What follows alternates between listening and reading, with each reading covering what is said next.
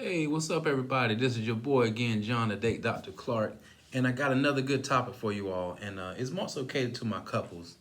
Now, a lot of it has a lot to do with the anxiety of dealing with different things, the concern with doing different things, the assumptions, speaking issue into existence. So, what do you think of this topic? Learning how to stand up for yourself without it leading to an argument. Learning how to speak up, learning how to open your mouth, learning how to communicate with your partner without it necessarily turning into a disaster, without it necessarily turning into an issue. So, y'all, let's talk for a second.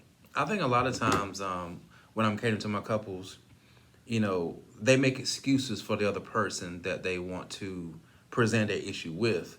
So a lot of things that I may hear is that, I don't want to bother him, or I don't want to bother her, or I feel like it's going to be a waste of time, or I feel like the conversation's not going to get anywhere, or I feel like, he or she is going to flip it on me or do like a complete 180 and it turns into an argument.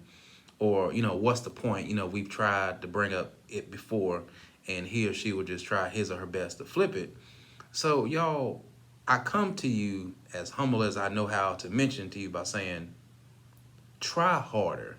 And I want you all to stop going into it from a negative standpoint.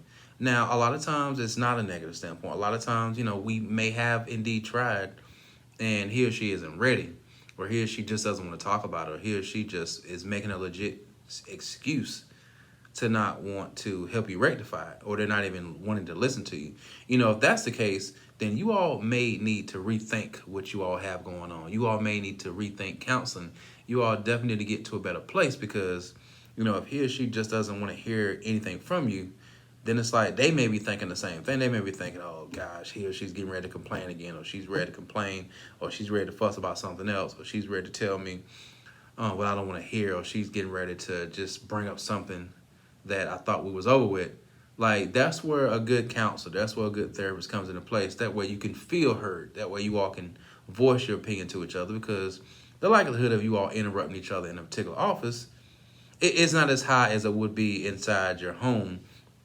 And that's where I would come in at. But to get back to the purpose, change up your mentality on different things. Like, stop making the illegitimate excuses for your partner. You know, just because you bring up a topic, just because you bring up an issue, does not mean that you're guaranteed that you're obligated for it to transition to an argument. That's not always feasible. That's not always the ending result. What if it didn't go into an argument? What if it didn't transition to a fight? What if you all were able to actually resolve something? What if you all were able to get to a better understanding? What if? What if we changed up the dynamics? What if we changed up the hypothetical? So how about you try this out? I got a couple pointers from you. What about you change the environment when you're speaking to this person? How about we go outside for a walk? How about we go out and grab something to eat? How about we just have a little talk outside of the house? How about we just switch the game up? Change up the scene, change up the scenario, change up the feel of the conversation. Typically, when we go outside for walks or when we switch up our usual environment where we may potentially have a lot of arguments, mentally, emotionally, and spiritually, our bodies adapt to it differently. Like, our bodies like, okay, oh, this is something different. So the likelihood of us getting to a bad debate has now decreased. So now that we've switched up the environment or the location, now our body's like, oh, we're getting ready to do something different. So I'm not used. So I don't have to adjust my spirit or my mind or my cycle to be prepared for an argument. So switch up the location once you get ready to have this very delicate conversation that could transition into a major argument. So that's the first thing. The second thing is go into it being a heck of a lot more positive. What I mean by that, don't go into it thinking, oh man, this conversation I know getting well is getting ready to go straight to hell. Or you trying to prepare yourself to have your guard up. Because when you go into it with a negative standpoint, when you go into it thinking that, all right, this conversation is going straight to hell, guess what's probably going to happen? That bad boy going straight to hell. So you're going to be prepared with your ammunition and your bullets because you know it's going to go to hell. And because he or she knows you and he or she is used to the conversations going to hell, guess what he or she's going to be doing? All right, here we go again with this shit. Let me go ahead and roll my sleeves up. So change up the location, change up the environment. Go into it with a more positive standpoint, because the key on going into it without eventually leading to a fight, or with it actually leading to a pretty positive outcome, is changing up the feel, changing up the vibe, And that's just what you want, because you want to go into a better field, and you also want your partner on the receiving end to adjust to it, to accept what you're doing, because you want to win. You want both parties to win, and so does your partner. Your partner wants to win as well. Your partner wants to feel as though that we can accomplish something without it resorting to a bad experience or a negative outcome, because now you're going to shut down. So keep in mind about those two particular things. Now, the third thing, change up how you say it, y'all. Like, y'all, you can't go into a conversation with a person and you got a straight blown out attitude. And then you hope and pray and wish or assume that your partner's going to receive it on some, oh, babe, I'm glad you brought it up. No, I mean, they're not going to accept it as that when you go into it on some, man, why you keep doing this or why you keep doing that, blah, blah. Y'all, think about it. If someone approaches you that particular way, your first instinct is to, what the hell? What are you doing? Your first instinct is not to acknowledge the issue, because right now that's not even the issue anymore. The issue is, why is this person yelling at you? This issue is, why are they so aggressive? The issue now is, why are their hands going everywhere? The issue is, do you need to put your guard up? The issue now is, do I need to defend myself? The issue now is, they're yelling and they're screaming. So think about it. Now it's like 5-on-1. Now you got those 5 things that your approach is doing to dictate the outcome of the argument. Those are 5 negative things, and we're not even focused on the one major issue, as in why you decide to bring up the conversation. So now you got these 5 negative things, and you got this one issue that needs to be addressed. Those 5, 6 different things are going to throw that one thing out the window, and now you all are arguing. Now you all are in a debate. Now you all are discussing why you got an attitude, and now you're not winning. Now the conversation is not going to be a winning battle. Now the conversation is not going to be where both parties are winning because they're teammates. Now you all are in that opponentship.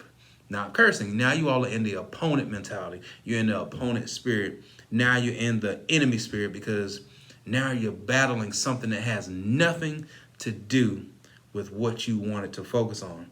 The key to any type of discussion, the key to any type of communication is for you all to win. Not y'all as in one individual that's presenting it, but y'all as in the team. The team needs to win so they can get the victory. The approach is, stepping on the game floor. The winning spirit is knowing that we practice. The winning spirit is knowing that we learn how to communicate. The winning spirit is knowing that both parties are going to work together. And the enemy is each and every other person that tries to interfere with what you and your significant other have. You all need to go into this map with this bad boy that we are going to win. Not I'm going to win, but we are going to win. When you go into it with a I'm going to win, you're going to say each and everything possible. You're going to do everything possible to knock him off his feet, to knock her off her feet.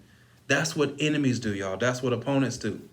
Go into it with a we winning spirit. So change up the dynamic, change up the location, change up how the conversation feels, switch up your word choice. Those are some of your main 3 things that I want you all to leave this discussion with, to leave this video with. So again, change up the location of the place. Change up how you go into the situation. Like, don't go with a bad attitude. Change up, the approach. Change up how you think. You don't want to go into it thinking, oh man, everything's going straight to hell. Y'all, it doesn't work. Location, change up, the body language, change up from negative to a positive, because you want to feel better. And another thing I want you all to go into with is focus on the issue and resolving it. I know every time we want to present an issue, we want to talk about you did this and you did that and you did that and you did that. It's hard for the average person that's on the receiving end to receive it in regards to where are we going? Are we going to resolve anything? Or are you going to pinpoint each and every issue that I've had? Now, if that person has, 10 issues, you don't have to acknowledge all 10, y'all. Yes, I know he or she has screwed up. I realize that. Instead of acknowledging 10, try only acknowledging 3 issues, but do it pretty swift. Instead of doing all 10, just only acknowledge 3. And so acknowledge what the issue was, acknowledge, how it made you feel, and immediately jump into how can we resolve it? How can we do better? How can I get you to stop, making me feel this way or treating me this particular way? Like, what can we do? Now, the purpose of that is not going to a long out, drawn out conversation that's going to eventually lead to an argument, but just acknowledging those 3 things, how it made you feel, and how can we get to a better place? Because a lot of times when things get to a debate, when they get to an argument, We want to acknowledge all 10. We don't want to talk about how can we get to a better place. We just want to keep going and hold it above the person's head, and we're not resolving anything. And eventually it gets to a place where you had that fifth or sixth issue, and now this other person is tired of hearing it. Now this other person is trying to justify why they did it. Now they're trying to deny it. Now they're trying to jeopardize. Now they're trying to discredit how you feel. And it's because we're taking too long. And a lot of times it can be a reference to that person just doesn't want to hear it. But give them enough, give them 2 or 3, and immediately get to resolving the issue. Because getting to resolve the issue is not discrediting you. It's not dismissing the conversation. Is trying to figure out how can we get to a better place, because y'all, it's called problem solving. That's all that we do. We have to approach it from a humble standpoint. So y'all, as a recap, change up the location when you talk about the conversation. Go into it with a more positive spirit. Change up your vibe. Go into it in a place of, man, this is not going to go straight to hell. Acknowledge the issues. You don't have to acknowledge all 10, but acknowledge those 2 or 3, because all 10 of them have a lot to do with each other. So it's best to kind of acknowledge it, with 2 or 3 different issues. And there's one thing I almost forgot. Change up how you word it to your partner. A lot of times we want to go into it with a mix of, look, man, I'm tired of you doing this. Look, can you stop doing this? Look, I'm tired. I mean, it's either I'm going to stay or I'm going to leave. Change that approach, because that sounds like a threat. And I know a threat is more so, inflicting some type of bodily injury, bodily harm. I get it, so I get it. But the main thing is, switch up how you speak with this person. Here's a couple of examples. Start off, not being afraid to use nicknames. Start off not being afraid to touch the person. Start off not being afraid to get close with the person when you're trying to have a conversation. Because when we're feuding, what do we typically do when we feud? We get up, we're pacing, we're yelling, we're screaming, we're running around the house, we're slamming pots, we're doing those things. And all those things are just extra external stimuli that's going to cause nothing but hell to take place. Get close to your partner. Touch your partner. Switch up your volume. Change the cadence. Change the tone when you're talking with your person. Don't be afraid of throwing a nickname when you're talking to a person. Now, I'm not saying you got to come into it, oh, babe, I know you slept around on me or you disrespected me. No. There's multiple ways that you can speak to your partner. So, prime example, say if you want your man or your woman to spend more quality time with you, instead of approaching them on some, look, babe, you don't do nothing for me. You don't spend no time with me. What's up? No. That's not how you approach something, because if you approach an individual that way, that's fighting words. So what you can do is, hey, babe, I was thinking the other day, I know we kind of fell off a little bit with spending a lot of time together, but what do you think about us, doing a little bit more together? Let's have some more date night. Let's just spend some more quality time, because I know sometimes I kind of miss you. So by hearing what I just said, how does that feel? I'm not being dishonest. I'm not manipulating the situation. I'm low key. I'm literally asking for more time for us to spend with each other. Y'all, it's not difficult, but a lot of times we make it difficult. Our pride gets in the way, and then we start making piss poor decisions because we want to approach it from a pride standpoint. I was able to break it down to you. I acknowledged the issue. I acknowledged what I wanted. I made it more of a we statement. I changed my volume. I changed my cadence. I stepped outside. I switched up how the conversation felt. I touched her. It was more of an intimate-based conversation. And I even threw in a nickname. And I didn't soften up who I was. I didn't go against my morals. I didn't go against my values. I switched up the vibe of the conversation. Those are some of the things that I did. What about another issue? What if you want to have more sex in your relationship? What if you want to have more sex in your marriage? How can you present it to your partner as opposed to saying, look, man, you ain't doing it right. Like, you're not doing enough. We ain't messing around enough. Instead of saying that because it's hurtful, how about you switch it up? Hey, babe, I was thinking the other day, let's spice it up a little bit in the bedroom. I love what we got going on, but, I want to try something new. I was looking at this video the other day, taking some pointers. I think you would be the man at this. Or I think you would be the woman at this.